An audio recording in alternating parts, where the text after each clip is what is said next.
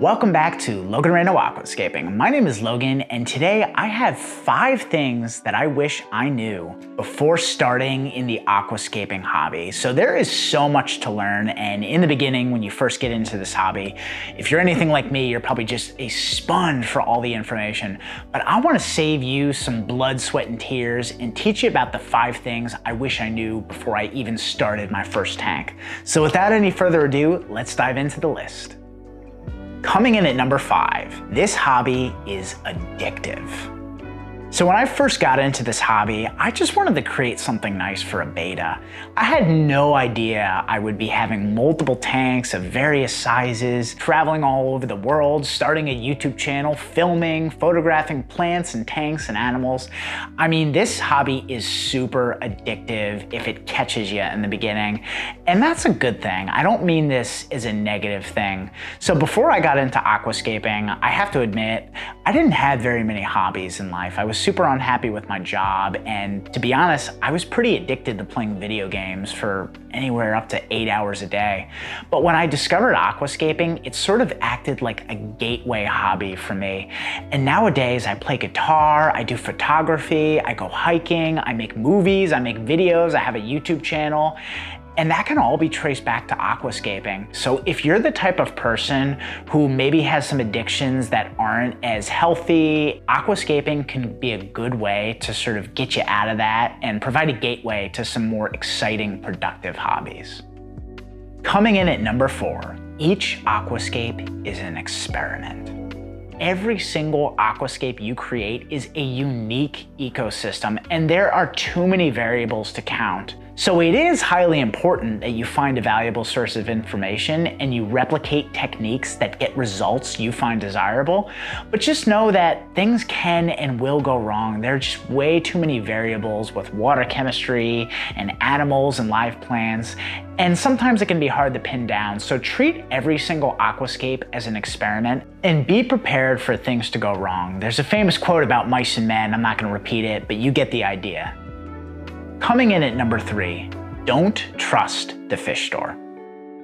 There are highly passionate, knowledgeable fish stores out there with employees that know a lot and are going to steer you in the right direction.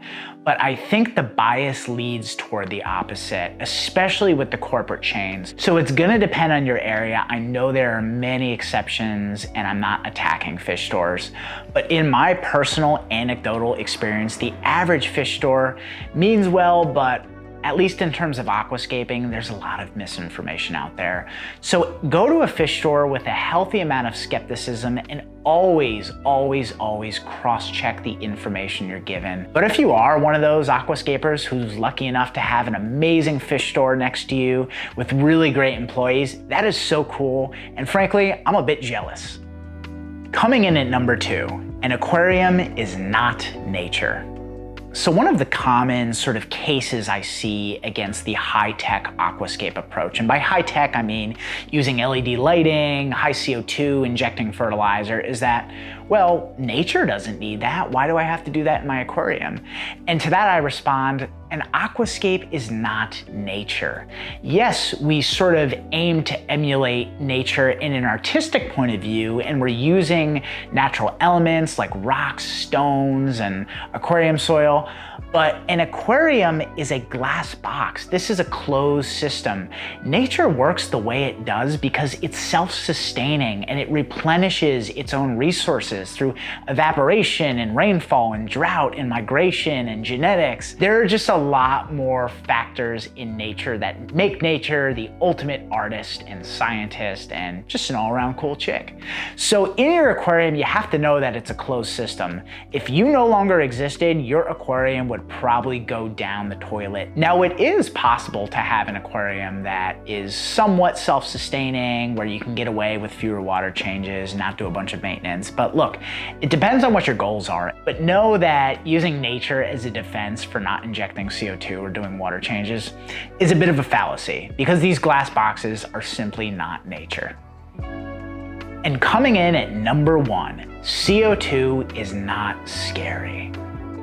So when I first entered the hobby, I read so much on forums and Reddit, and I watched so many videos about CO2 versus non-CO2, and it was sort of built up for me as this big, scary milestone that you only conquer when you're ready and you're a true hobbyist.